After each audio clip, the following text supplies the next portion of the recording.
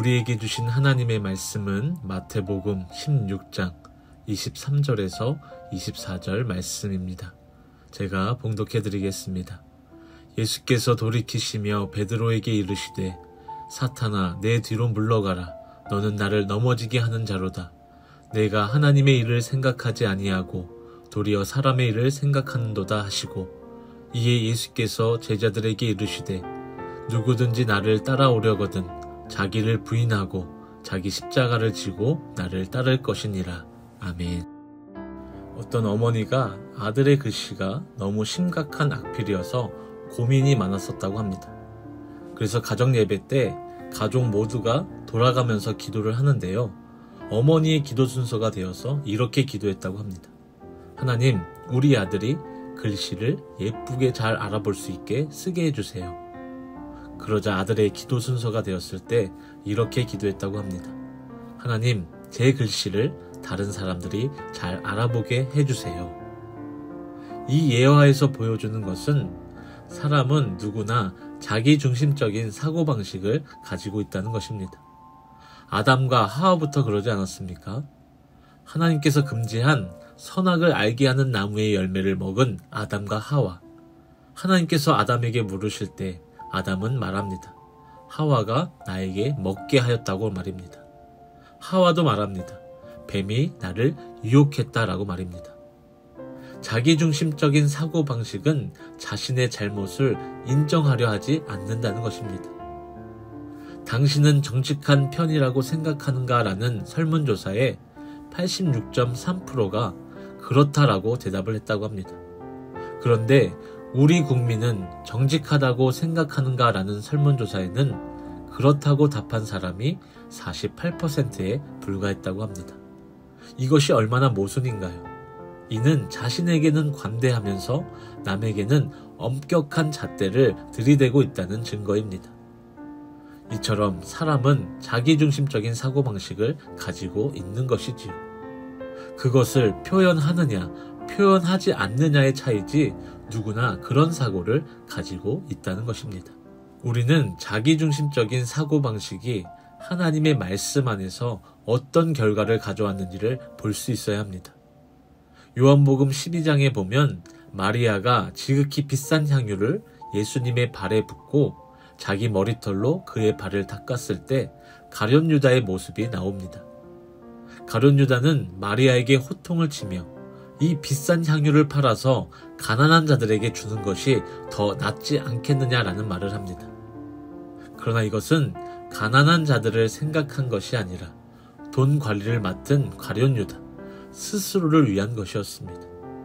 결국 그 이후 가룟 유다는 돈에 눈이 멀어 예수님을 파는 가장 큰 죄를 짓게 되었습니다. 오늘 본문 말씀에서도 예수님께서 베드로에게 말씀하시며 사탄아 내 뒤로 물러가라. 너는 나를 넘어지게 하는 자로다 라고 말씀하신 이유는 베드로도 자기중심적인 사고방식을 가지고 있었기 때문이었습니다. 그 이유인즉슨 예수님께서 이제는 제자들에게 자신은 고난을 받고 죽임을 당하고 제3일에 살아나야 할 것을 나타내셨습니다. 그때 베드로가 항변하며 마태복음 16장 22절에 이르되 주여 그리 마옵소서 이 일이 결코 주께 미치지 아니하리다 라고 말을 합니다. 메시아로 오신 예수님에게 절대 그런 일이 일어날 수 없다고 생각했기 때문이라고 볼 수 있겠지만 사실 베드로는 자신을 먼저 생각했습니다. 예수님께서 이 땅의 왕이 되시고 다윗 왕국을 재건하여 이스라엘의 영광을 재현하리라는 기대가 있었으며 예수님이 왕이 되실 때 자기도 높은 자리를 얻어서 출세를 할 수 있을 것이라는 기대가 있었기 때문인 것입니다. 그래서 예수님께서 이렇게 말씀하십니다. 내가 하나님의 일을 생각하지 않고 사람의 일을 생각한다 라고 말입니다.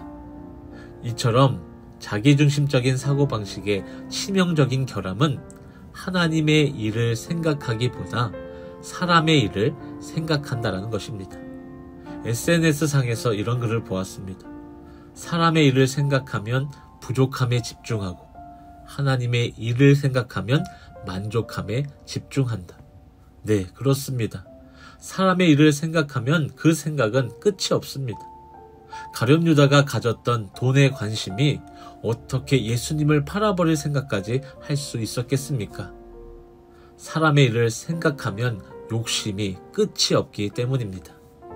그러나 하나님의 일을 생각하면 더 이상 내게는 부족함이 없고 만족함이 남아있는 것입니다. 시편 23편 1절에 여호와는 나의 목자시니 내게 부족함이 없으리로다 라고 말씀하고 있습니다. 그렇습니다.